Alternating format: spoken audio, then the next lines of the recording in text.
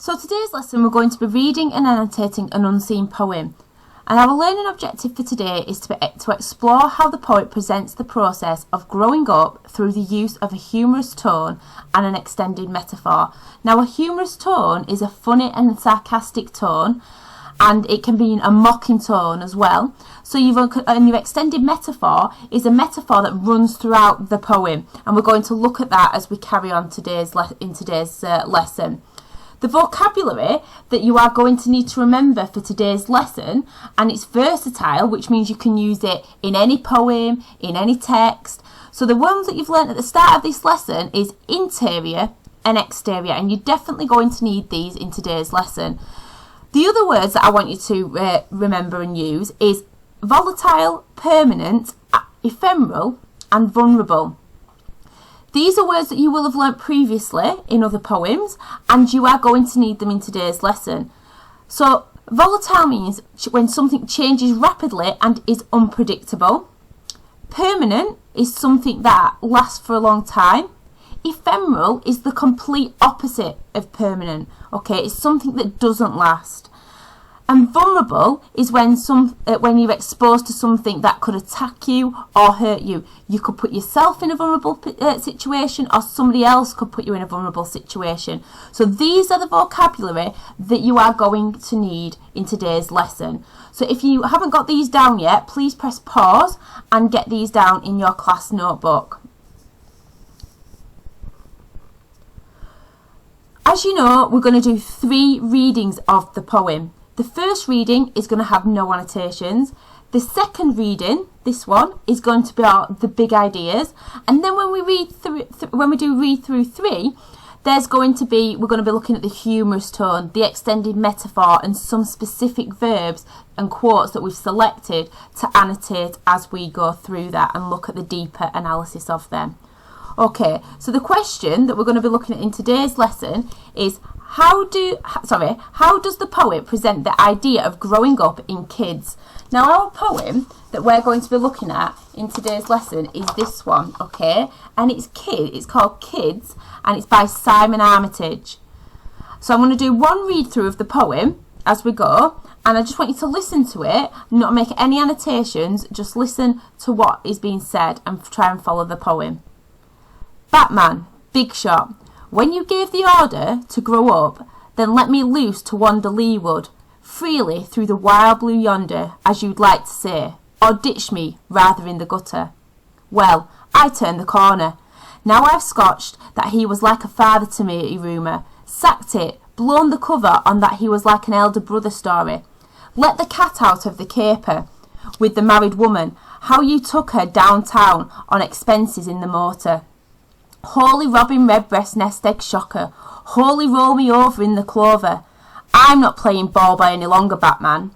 Now I've doffed that off-the-shoulder Sherwood Forest green and scarlet number for a pair of jeans and crew neck jumper. I'm taller, harder, stronger, older. Batman, it makes a marvellous picture, you without a shadow. Stewing over chicken giblets in the pressure cooker, next to nothing in the walk-in larder, punching the palm of your hand all winter. You baby, now I'm the real boy wonder. So that's the first reading of the poem, and what we're going to do now is we're going to look at another part of the poem and look at the speaker, who the speaker is, and what we think the tone of the poem is. Okay, so let's have a look at that. So if I release this a bit at a time to you, we can look at it together. So the speaker in the poem is Robin, okay? Robin, Batman's sidekick, okay? And he could be there symbolically to be representing a child talking to his father or a brother. So Robin is there as Batman's sidekick, the person that's in the shadow of Batman, but he could be symbolically representing a child talking to either his father or his brother, okay? So that could be our extended metaphor that we're looking at. So the extended metaphor that we could be looking for in today's lesson is how a relationship between a father and a child is also represented through the Batman and the Robin relationship, or the brother and the two brothers relationship. So if we look here now, we've got the tone. Okay, so the tone that we could be looking at in this poem today is an angry, frustrated, annoyed and mocking tone, okay, in the poem as we go through it. So if I go through the poem step by step, you can see that I've made some annotations previously which I'm going to talk you through.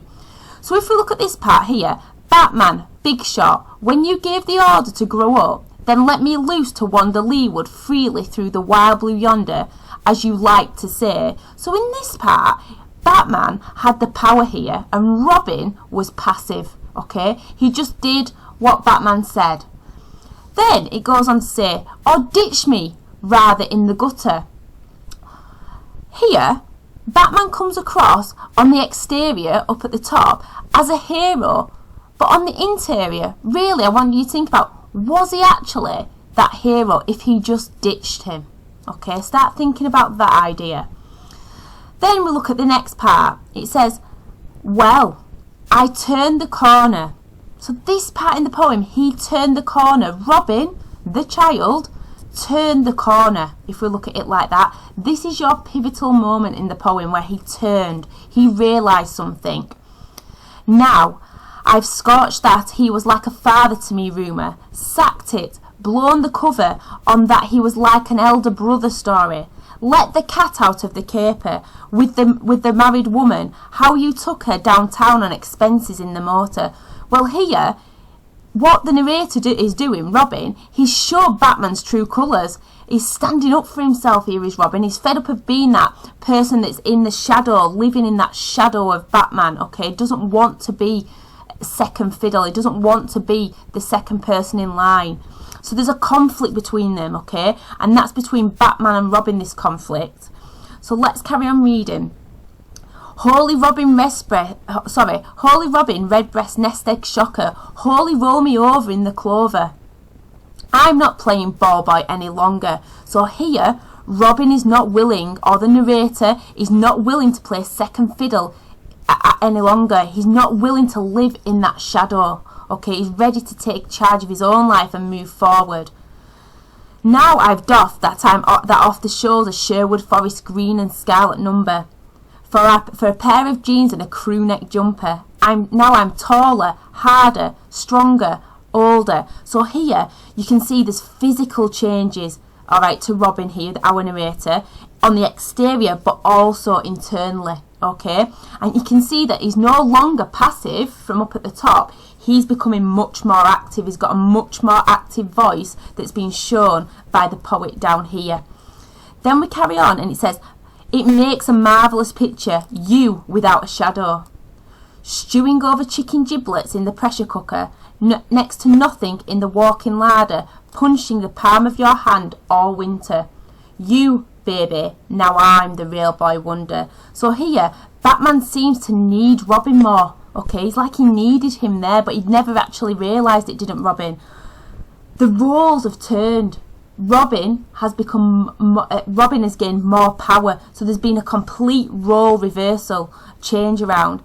Also, at the end, Robin is using a very humorous tone and he's directly addressing Batman here, and he's calling him a baby, so he's mocking him. The way you acted was like a baby, and he's mocking him here. However, look at what he calls himself. I'm the real boy wonder. This is ironic, because actually, if he's still a boy, has he made all these physical changes? So really think about that. So Robin feels happy and confident, but he still sees himself as a boy at the end of it. Okay, so what we're going to do is we're going to look at some of the quotes out of this in detail now and annotate them as we go. So if we look at the first quote and we go back to our question that we had, so how does the poet present the idea of growing up in kids? Well, first of all, let's start to think that actually in kids, when we think we've grown up, have we actually grown up, or do we just assume that we have? Have we still got a lot to learn? Are we still really vulnerable? So let's have a look at the word ditched. Okay, so if we look at this word ditched to start with, we can see I've put, what does the word ditched mean? So I've drawn it here, my drawings aren't very good, but you can see I've drawn a hand and I've said getting dropped. So somebody just drops you. So somebody that you thought cared about you just ditches you, drops you. Okay, so here I want you to answer these two questions. This one first for me, and you can pause at any point. What does the word ditched mean? So give me two things that the word ditched means. And then when you've done that, I want you to think about this. What does this tell us about the character of Batman? So what does it show us? Was he really a hero? Remember what we was discussing, all right? Was he really that hero on the internally, or was he on the interior? Was he a different kind of person? If he can just ditch someone, okay, if he can just drop them. So write them ideas down. And then I want you to think about this one. So what emotion might the narrator, our narrator is Robin at the moment, feel about being ditched? So how might he feel about being ditched at this point? Remember at the beginning he was very passive, okay? He wasn't standing on his own 2 feet. He was used to living in the shadow of Batman. So how might he feel at this point about being ditched right at the beginning? Then think about this one.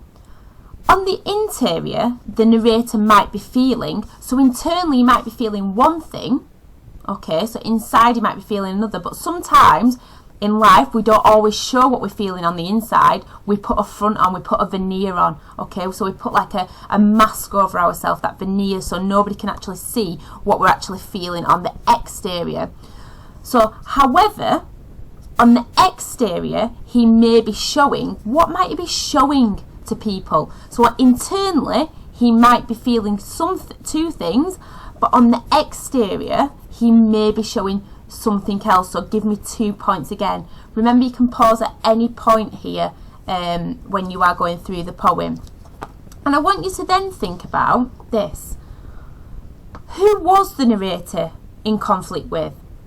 So was he in conflict just with Batman? Was he in conflict with somebody else? Remember, the narrator can symbolically represent somebody else. So think about, who was he in conflict with? And think about people when they are growing up. Who do you come in conflict with? So what conflicts have you gone through with people as you're growing up? Is it just people that you see in society, or do you get in conflict with yourself internally? Think about these things, okay, as you go through it. And then once you've done that, what we're going to do next is we're going to look at the next quotation. Okay, so the next quotation that we're going to look at is this one.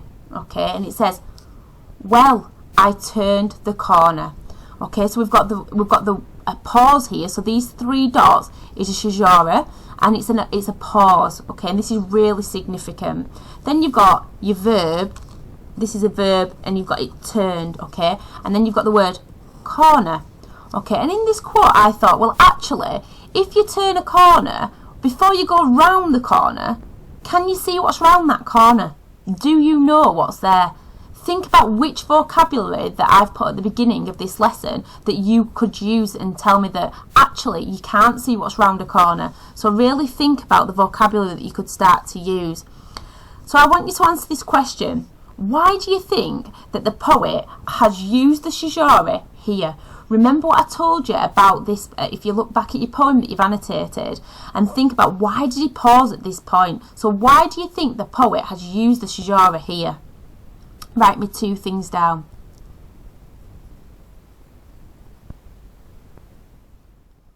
Okay. The pause created by the poet shows the narrator feels. How does the narrator feel at this point? Has it changed from the start? Is he no longer willing to be passive? Is he ready to change? Think about that. So how does the pause created by the poet show how the narrator feels at this point? 2 things that it shows about how he feels. Now we're going to zoom in on the word in our quote, turned. If you turn, what do you do? Write me 2 things down that you do when you turn.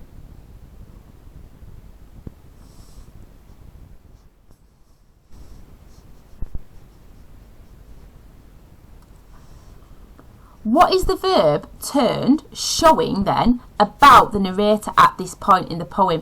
What is he ready to turn away from, walk away from? What is it showing then about the poet sorry, not the poet, what is it showing about the narrator at this point in the text? So write me two things down the verb turned is showing about the narrator at this point in the poem. Once you've done that, then think about this. The fact that the narrator can't see what is around the corner makes him what? And I've put plus versatile vocabulary. You must put a word in here out of your versatile vocabulary to help you. Okay, so by him not knowing what's around the corner, it makes him something. Okay, then I want you to think about what could the corner represent. So what could the corner represent? It could symbolically represent something in the narrator's life. What could that corner represent? Okay, so two things that this corner, him going round it, could represent.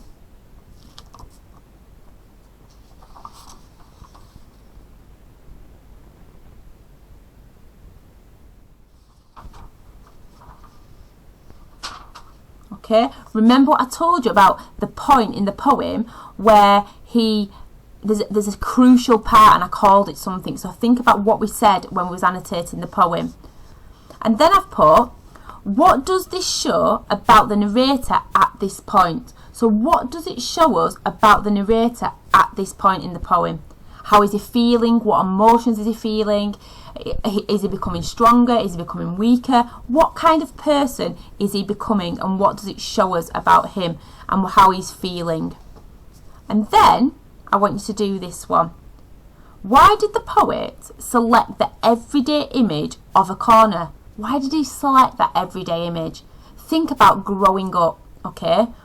Why did he select that image of the corner rather than another image? Okay, and write down two reasons why you think he selected that image, and always link it back to that question about why and how he presents growing up. Okay, think sometimes growing up can be difficult as well. Okay, so why did he show us that different not a different image, but he showed us the image of the corner rather than anything else? Okay. Now we're going to look at our next quote, which is, he was like a father to me. So straight away when I looked at this quote, I looked at the word was. Was straight away it's past. It's past tense. So this no longer is the case. Robin, our narrator, doesn't feel like he's a father to him anymore. He's let him down. He's ditched him. He's got rid of him. So he's feeling, obviously, angry, frustrated. And the fact that he's just done it out of the blue, so he's being very volatile when he's done it, he's just dropped him, he feels angry, does Robin. So I want you to think now, give me two adjectives that describe a father. So what two adjectives can you give me that would describe a father? Okay, and then I want you to think about this. So what does a father normally symbolise? So if I gave you one and I said a father for me would normally symbolise, safety. That's what they would normally symbolise for me. Give me another thing that a father could symbolise to you. Okay, so think about what a father could symbolise and how different Batman actually was to this. Why has the writer used this simile to compare the relationship? So why did he choose that simile, this one, rather than any other simile, okay, compared to he was like a father? So why did he show that? Why did he need to use that simile? So write your two ideas down here why he used that specific simile.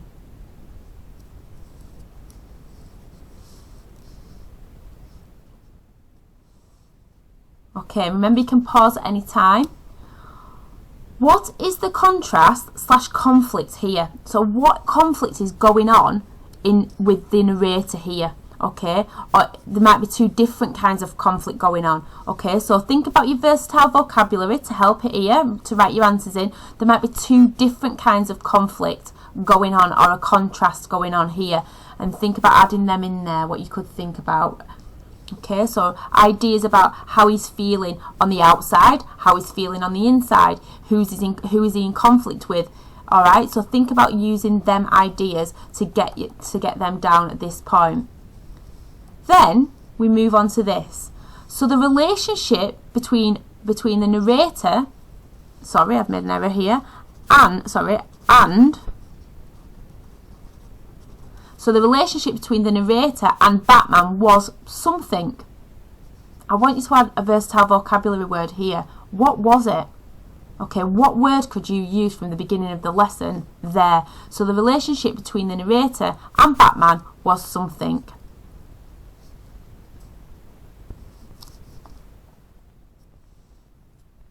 Now we're going to look at our next quotation. I'm not playing ball boy any longer. Okay, so here he's really starting to take control even more. He's becoming more and more active from what he was like at the beginning. He was very passive. Now he's taking more control. I'm not playing ball boy any longer. Here, I want you to think about this. What do we mean when we say an actor plays? Okay, so think about what an actor does and why an actor actually acts something. Okay, why do they get involved in playing, being an actor, okay, or acting things out? There's a reason for that, isn't there? In comparison to this, what do we mean when we say a sports person plays? So what's the difference between an actor doing something, playing it, and a sports person playing it? Very, very different, okay? So when we look at this quote, the ball boy quote, inside it, a ball boy is someone that runs around after someone else. They play second fiddle. They live in somebody else's shadow. Okay, they're not superior to that other person. So they will be there like dog's body. They will carry. They will fetch for them. They will do as they are told. Okay, this can be in sport, in tennis. You have a ball boy. They go collect the balls and get water and do things like a person would for the person that's a tennis player. Okay, this is sometimes the case in a father and a child relationship. They feel like they are their second fiddle when they say, oh, go fetch me this, can you do this for me, will you go run and collect that?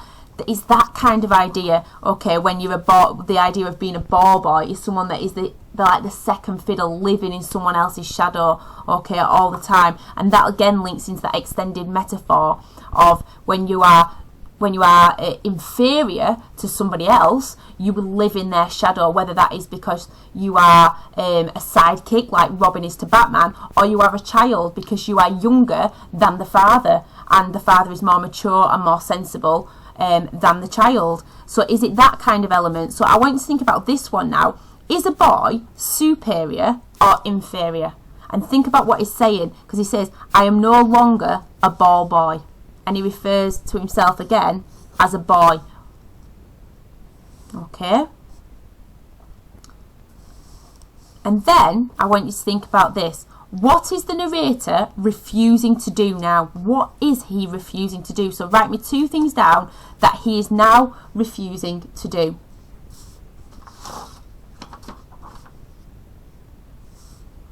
Okay? And then the last bit for this quotation, how does the narrator feel about being reduced? How does he feel? So 2 things about how he feels about being reduced. So made to feel worthless, made to feel like he is nothing really. How does this quote show how he feels about being reduced? So write me 2 things down.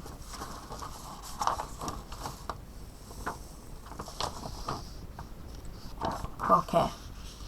Our next quote that we're going to do is, I'm taller, harder, stronger and older. And if you remember in our poem, when we looked at it, I said that this quote shows his physical changes on the exterior, and it can also show some interior changes, so internal changes within him, what has happened internally, okay, so mentally as well as physically. So let's have a look at this. I've said, how do these adjectives show how the narrator wants to be seen? How does he want to be perceived? How does he want to be seen within society? So write these down, write 2 things about how these adjectives, these kind of ideas, what does it make us think that he wants to be seen like? And these are superlatives, so think about that. What do they show us? Then I've put, what 2 versatile vocabulary words could you use to explore this quote?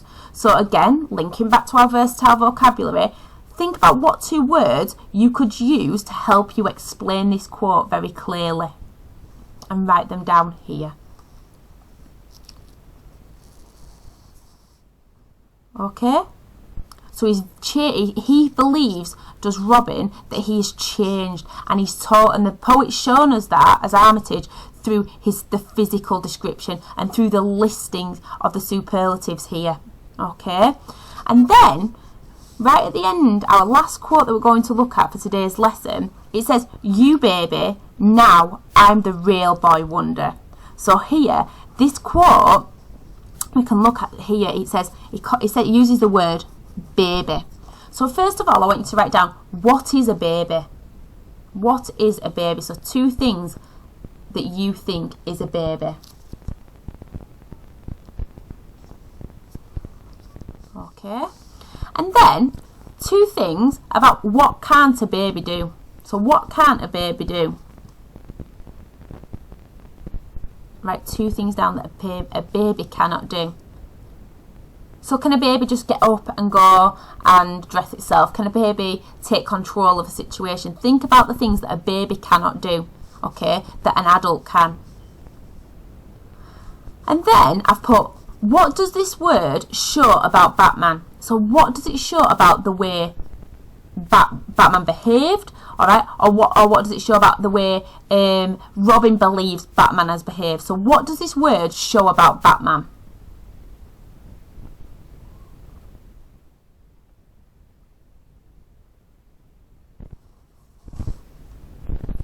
And then the next question is, why does the narrator spitefully call him this? So why does he call him this? You. Why does he call him you baby? Okay. Why does he call him this? And why is he so spitefully calling him it? Okay. Spitefully means when you are being nasty, okay, and not nice to someone, or you just feeling really angry with them and you're being spiteful towards them. So he's been mean, okay, and nasty towards him when he says this. But why does the narrator spitefully call him this? Think about that. And then think about, why does the narrator, Robin, want us to know this? Why does he want us to know that he's calling him this? Maybe, I don't know, he didn't feel confident enough to call him it before. He felt vulnerable. He felt under pressure. There's lots of reasons. Why does the narrator, you put your reasons down, why does the narrator want us to know this, that he calls him and says, you baby? Okay, why does he say that? And then I've put, what does the noun boy show about the narrator, Robin, at the end of the poem? So what does it show? So if we go back up to our quote, he then says, I'm the real boy wonder. He's still referring to himself as a boy. Okay, so why does he still refer to himself as a boy? Use this versatile vocabulary again to help you at this point. So think about, why does he still call himself a boy at the end? And try and use your versatile vocabulary here to help you with your answers. Okay, remember you can pause at any point. And then I want you to think about this. Why has the poet used the direct address of you, at the end? What is it showing? Remember at the beginning of the poem, he was passive. Okay, what is it showing? What is the poet showing by allowing the narrator to say, you baby? Okay, why does he use that direct address of you? Write it down here, please. Okay, and the last little bit we're going to do is just finishing the quotations off. quotation. So we're still looking at the same quotation when he says, "You baby, I am the real boy wonder." I want you to think about how is humour being used in that quotation when he says, "You baby, now I'm the real boy wonder." So write me two things down. How is this quote humorous? All right, think about think about how we're using humour here. Okay,